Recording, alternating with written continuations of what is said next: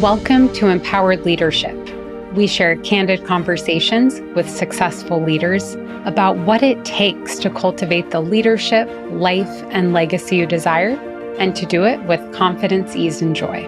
I'm your host, Alexandra Reese. So hello, welcome to another episode of Empowered Leadership. I'm your host, Alexandra Reese, and today I'm joined by Felicia Rivers, Director of Talent Acquisition at Tillamook County Creamery Association. They're the makers of the famed Tillamook cheese, which you can now find at grocery stores and on airplanes nationwide. Felicia has over 2 decades of experience as a talent acquisition leader at notable companies like Comcast, Leatherman Tools, and Legacy Health. I met Felicia at a recent executive roundtable hosted in Portland, where I attended her presentation on how to build community and culture in today's modern workplace. And I was really impressed by the thoughtful way that Tillamook was approaching building culture in a very diverse workforce, which includes shift workers, member owners, and then professional staff who were sometimes fully on site, sometimes hybrid, sometimes fully remote. And the way that they were really specifically intentional about embedding values into the culture and using that to really drive engagement and performance.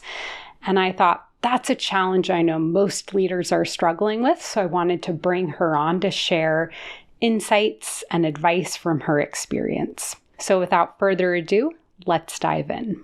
Well, hi, Felicia. Thank you so much for joining me on another episode of Empowered Leadership. How are you doing? I'm doing great, and thank you so much for having me. Wonderful. Well, I can't wait to dive in. And I shared this with you before our call, but as the name of the show is Empowered Leadership, the first question I always like to ask people is, what does empowered leadership mean to you?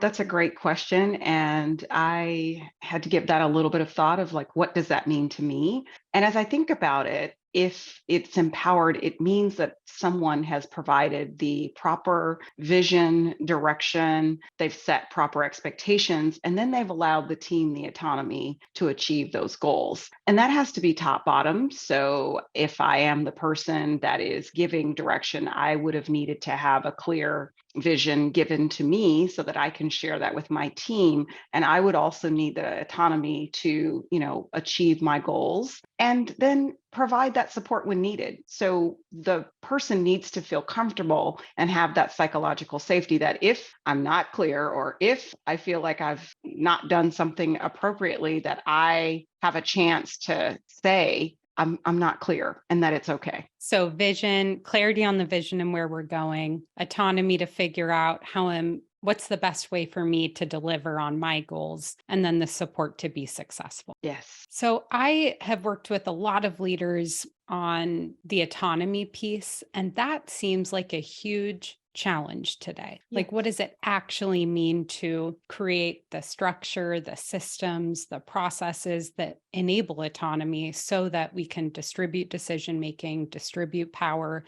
and be more effective and efficient? What are the recommendations or better practices that you've seen work well that enable real effective autonomy? Oh, that is such a great question. I've seen a few different things in my time. I'm sure you've probably seen or heard of, like a RACI or some sort of, red, yellow, green that folks have had with their leaders. So I'll do the red, yellow, green. With a manager that I had in a previous life, we did that. He sat down and said, okay, here's the things. These are red. I don't want you to make a single decision on this unless you talk to me first. Here's the yellow things. You go ahead and make your decision, but I want you to let me know that you've done that. And the green is like, you don't even need to talk to me about that. Just go. So that works if the leader can, stand by that. Sometimes folks do that, but I hear this term a lot now, FOMO. There's a fear of missing out. So it's like, wait, they're making those decisions and they're not including me? Hold on, I need to know more. And I think that I don't think anyone means anything by it, but it does hinder the ability to get things done. And so that is, that's a way to try to do that. But everybody has to do it. I mean, everybody in that sphere that's kind of trying to have that, like, here's how we make our decisions. Here is the direction that we're going to go in. Here is the, red, yellow, green, so to speak. Yeah, because you're coming in with the expectation that I'm going to have this autonomy. And then your expectation is consistently being unmet, which, as you know, as a person in the talent world, misaligned expectations create more toxicity and dysfunction in culture than, Oh, yes. having expectations that I might be micromanaged and then having those expectations met. At least there's consistency and clarity. Exactly. And it's unfortunate because you're right. It does create all of those things. And that may not necessarily be what the leader is shooting for. And it truly could be a situation where they really just wanted to know a little bit more and they were okay with the decision. But depending on how you communicate with the person that you're talking to, they're like, oh, I'm being micromanaged. Mhm. And that's not necessarily what's happening. So there has to also, I love to talk about psychological safety because there has to be that agreement or understanding that I can come to you and say, hey, when you asked me that, were you looking for me to give you more information? Did you really want to help make that decision? If you can stop and clarify as much as possible when that's happening, but your leader has to have given you that green light that it's safe to do that.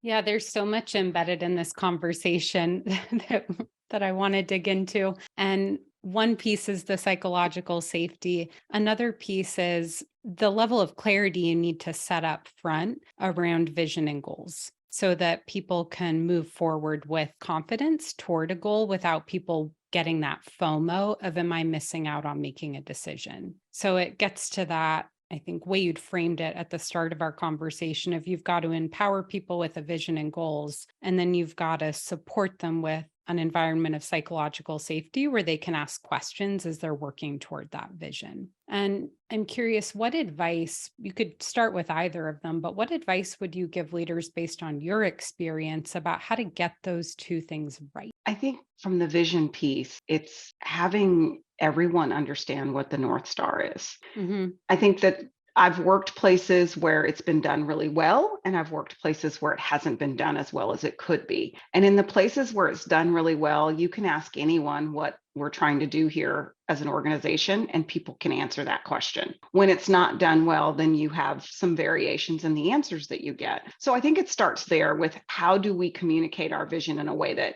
no matter what your role is, you understand what your piece of us getting to where we want to go is. So I think that's the first step in creating that. And then taking that a step further when you start to talk about, how we not have, fear of missing out, or how do we properly set that's the harder piece. Yeah. And I will not profess to be able to tell anyone the best way to do that. But what I can say is setting that with your team of, hey, here's the things that here's our goals towards helping the organization get to their goals. And here's how we are going to take care of the parts that we need to take care of.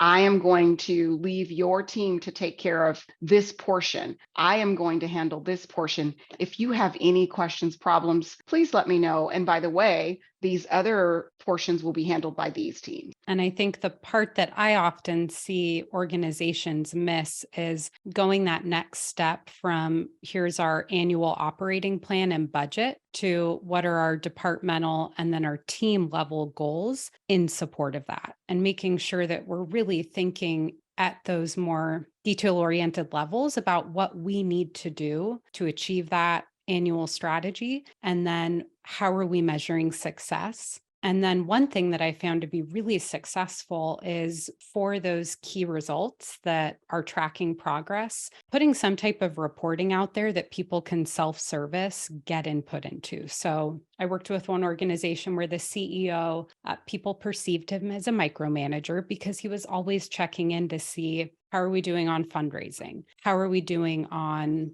our legislative strategy? How are we doing on da-da-da-da? And really, he just wanted to make sure that, one, we're on track, and two, if there are places where we're not, I'm being responsive and providing support. And so what we did was we created some self-service opportunities for him to go and get the data without interrupting the team. So it meant his need to get the information without putting a burden on the team to go into meetings and constantly update him. And I think that's the best way to do it. And it serves a lot of purposes. It serves the purpose of, to your point, of allowing people to get that information at their own time. It is a comfort to me if I'm that person that I Hmm. know this is being done and I know exactly where to go get it. We do a lot of that where I am today, where we have Power BI reports that come out on a weekly basis. So you can see different dashboards for information that folks would like to know more on a real time basis. And I think it's an Hmm. amazing way to help folks get into that place where I don't need to check in because I know it's getting done because I can see the Yeah. numbers. Yeah. So vision, cascade goals down to the team level, and really do that quarterly work, which so many organizations don't do. And then self service on the data so that you aren't interrupting people's workflow and creating that sometimes false perception of micromanagement. And then on the bottom up side of how you create that environment of psychological safety that enables people to, really work together effectively. You said you're really passionate about that. So tell us more about what you've seen work in terms of how to create and foster that environment. One of the things that I will say about me personally is what you see is what you get. And anyone who knows me will tell you that. And so I'm very, frank about, how I feel about certain things in the nice way. I mean, I'm not, trying to, but basically by me doing that, it shows you that I'm open for your feedback. And I say, when I talk to people, is there anything that I'm doing that's, kind of making you crazy, or anything that I'm doing that you really feel like you'd like to see me not do? And where I had a team at some place where I used to work, and I was trying to get justification for an additional headcount to help our team. And we had a temporary that was working for us. And I was kind of in meetings saying, oh, she's doing such a great job, blah, blah, blah. And the team, the other two, came to me and they said, can we talk to you for a minute? And I was like, sure. So they bring me into my office and they said, you've been talking about this person and saying what a great job she's doing, but what about us? And I was like, Oh. oh my goodness. And I had to tell them, first of all, the first thing I said to them was, thank you for coming and telling me, because I truly appreciated it, because I can't fix anything if I don't know. Hmm. And I would have not liked if they didn't feel like they could come to me. And so I was really happy that I had set the stage where they could come to me and say that to me. And I apologized to them. I told them what I was up to. And I said, I will not let this happen moving forward. And thank them again as we finished our conversation, and told them that they could always come to me with things that, were of concern. And I think that's how you do it. You have to say it, demonstrate it, and then when it happens, you have to make good on your word that you can come to me. Yeah, how you respond when somebody takes you at your word That is will set correct. the stage for every future interaction you have. Hmm. Hmm. And something you did that I think is so important is you regularly ask for feedback. So I often hear leaders say something like, well, I set the expectation that I have an open door and I'm here for feedback. And people know because that's in our values. And I set it at our all hands that I'm open and I want to hear it. And then I'll ask, okay, how often do people take you up on that? Not very often. When was the last time you asked somebody for specific feedback following an event or in the moment? Never. It's like you have to ask for it at regular intervals and shortly after, be it an after action or a debrief, because just an open door policy often isn't enough. No, it's not. And what you'll find is people aren't willing to go to take that chance. I mean, that's a leap of Yeah. faith. And probably 9 times out of 10, it's going to turn out okay. But put yourself in that employee's shoes. Yeah. Why would I take the risk that it's that 1 out of 10 time that somebody doesn't take it well? And now I've tanked my career for There what? you go. It's not worth it. You got it. Yeah. So you live in the HR world, and I'm sure people have come to you when things are that 1 in 10 that don't go well. And I'm curious, how do you approach repair work in those cases? And what advice might you have for leaders who are listening who maybe know they didn't hit the mark and need to do some repair? So, what I will tell you is, fortunately or unfortunately, however you want to put that, I am on the, as I call it, the happy side of human resources because I've handled talent acquisition the majority of my career on the HR side. That said, from time to time, I am brought into situations with my business partners where I might have to have some input or say something or provide a recommendation. And the first thing you have to do is you have to own it. If you really didn't handle something the right way, you have to own that, and you have to acknowledge and respect the person that came and said, this didn't sit well, or this made me feel this way, or this. That's the first step to healing. And that has to be done with that person, to say, I understand what you said. I hear what happened, or I see how that made you feel, or I heard what you said about how it made you feel. I want you to know that that was never my intent. I apologize. Let's talk about how we move forward from here. That's my advice to Yeah. people. Yeah. And one thing I'll add to that I was having a coaching conversation about this just before this recording, and that is you don't have to agree with somebody's interpretation of what happened to acknowledge and validate their personal experience, which is subjective. That is And as a correct. leader, it's your job if an interaction goes south, even if you don't agree with that person, to take the next step to do just what you said, which is one, I can see that didn't go well. How are you feeling and why? And then acknowledge what you heard and validate, not I agree with you, but I can understand if you experienced this, why you would be feeling that. Yes, And by doing that, it all of a sudden takes you from being on opposite sides of the table to being on the same team again. that is And correct. once you've done that, you can now come together and move forward in a productive way. But you can't do that until somebody feels like you're on the same team. That's true. It's kind of that saying that people say all the time, through conflict comes compromise, and Yeah. or through conflict comes better understanding. And it's true. Sometimes you do have to go through that uncomfortable conversation or uncomfortable situation where we've had to have a conversation around how one might be feeling or how one might have performed, and we can come out better on the other side if we do it well. Yeah. If we do it well.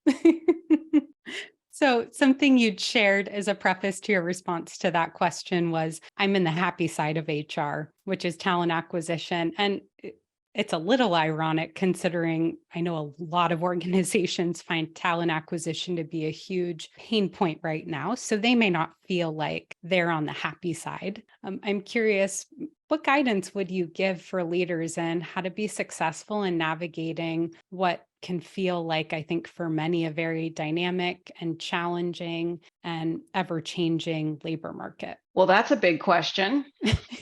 Yeah, I'll let you take it where you want to go. I think what I would say is I'll start with the, how to think about this as a leader. As you think about bringing new talent onto your team, I think that you should think of it as an opportunity and an exciting time in your career with an organization, is that you have the opportunity to think about, what do I need on my team? So, what's my team today? My team is full of introverts. We'll just say that. It would be nice to add a little bit of diversity and have someone who comes in who's a little bit more extroverted, who will speak out a little bit more. I just use that one as a simple, but I think it's nice to take this time to think about, what do you have on your team and what would be a great add for your team? Mhm. Having a really good understanding of your organization's, vision, so your North Star, so that you're thinking about, as you're growing your team, this is an opportunity to think about, how else can we have an impact on where we're going with this person that we bring into this group? So I think of these things in a positive way, but I love talent acquisition. I mean, I've done it for over 20 years, and there is nothing more exciting than making a phone call to someone and saying, that job we've been talking to you about, we'd like to make that offer to you. People get so excited, and it Yeah. still makes me excited. After all this time, I still have just the best feeling of filling a job. As you're answering that question, your energy level just skyrocketed. I could see you light up. Yes, it is my happy place. And after all these years, I've not lost that. You'd shared in your response one thing that I think is super important, and that is considering not just what's the value we need to deliver and the skill set we need to deliver that value, but what do we need in terms of complements to our team dynamics. And that could be, it would be great to have somebody who's more extroverted. It would be great to have somebody who comes from a different type of industry background or educational background. And you know this, but some listeners might not. There has been some great research done, and I'll put a link to one of my favorite HBR kind of meta-analyses of the research on, how diversity of your team, not just in gender or race and ethnicity, but in terms of other facets of characteristics, actually improves performance, and that diverse teams will outperform homogenous teams, even if those homogenous teams have a group of people who perhaps by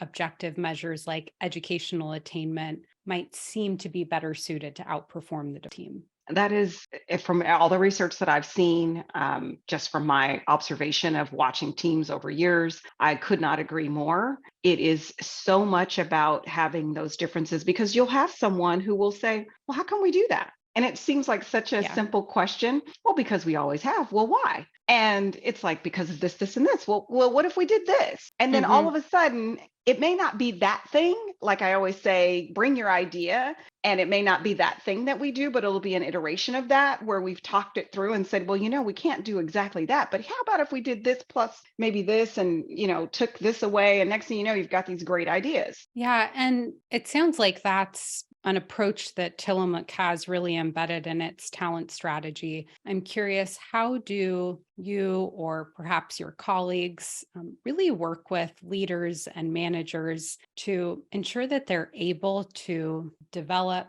and lead diverse teams? Because that is a real skill set in itself. It is. And I would say that our organization, thanks to my boss, has brought a real value on building a culture of inclusivity and valuing differences. And so I think that those two things are huge. We have talked a lot about, how we value differences. We have courses on that. We have, allowed folks the ability to be able to understand, folks' differences and learn. I think one of the biggest things is understanding someone that may be different or have a different background or whatever.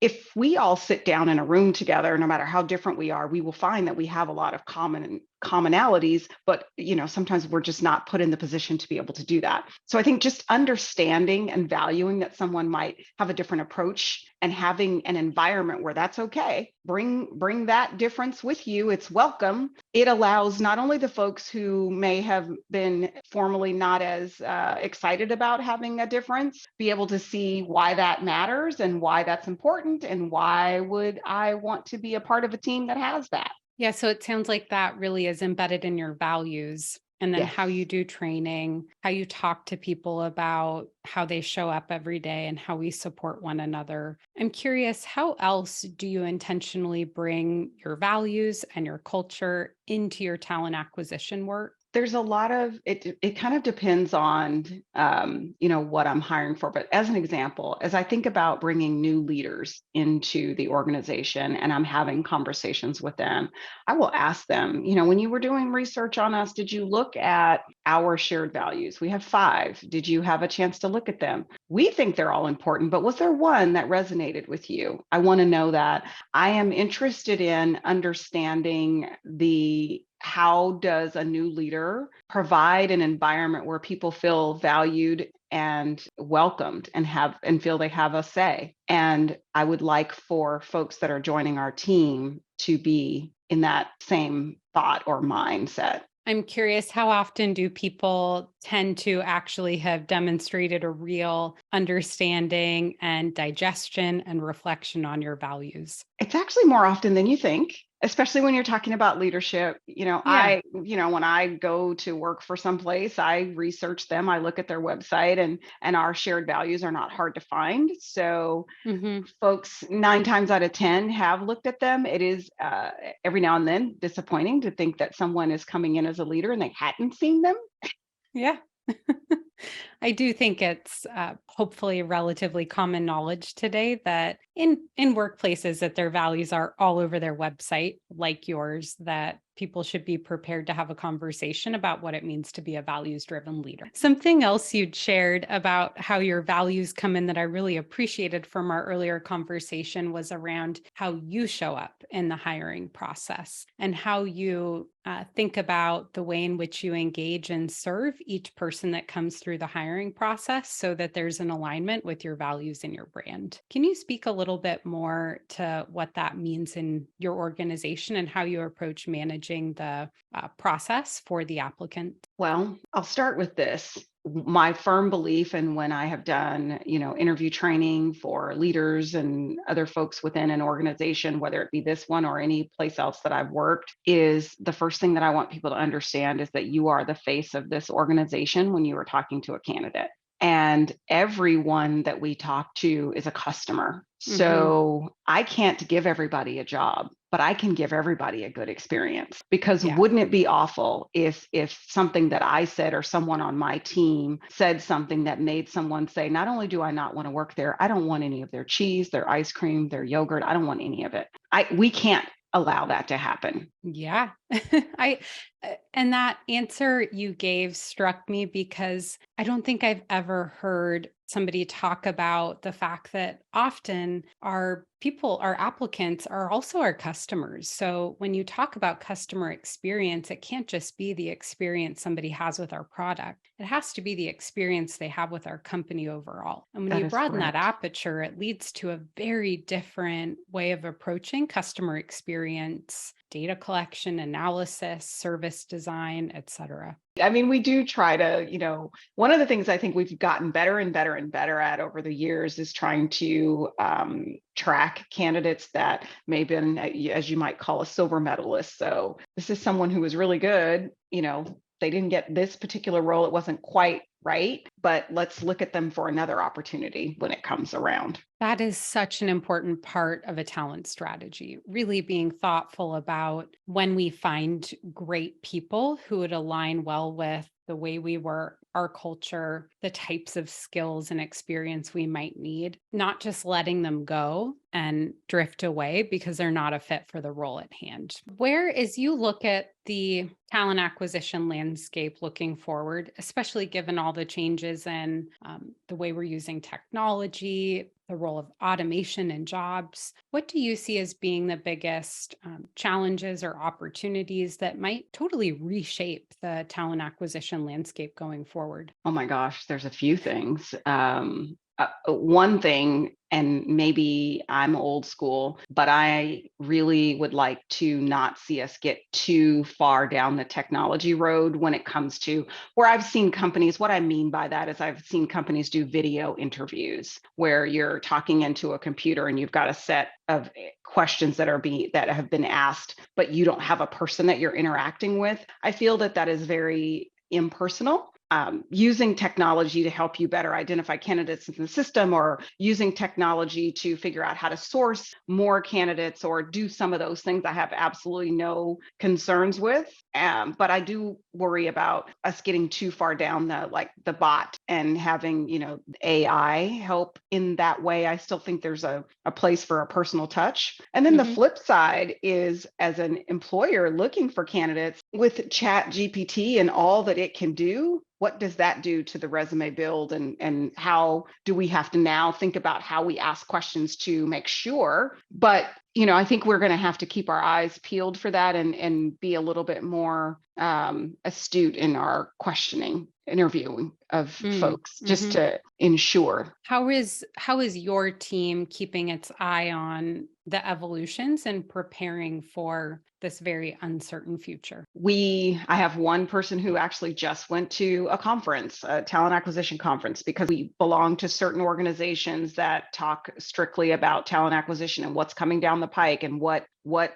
technologies are available, and we have to identify, what makes sense for us, what doesn't, what's interesting to know about, so that we know it's there. So it's really Mm. just research, reading, receiving webinar information, going to conferences, Yeah, part one is knowledge acquisition. Part two is making sure that you are thinking about what are different variations of the future, especially what are some extremes that we can then do some scenario planning around and some contingency planning around so that when something comes up, we have a practice around how we discuss potential futures, practice around the way that we think about adapting our strategy, and a practice for how we pull the trigger on big decisions without letting it linger months out until our next enterprise or department level strategy review or overhaul. Because I often see organizations, they're going out and collecting data, but they don't have a practice around how we take in data and make decisions with it. And so when those unexpected things happen,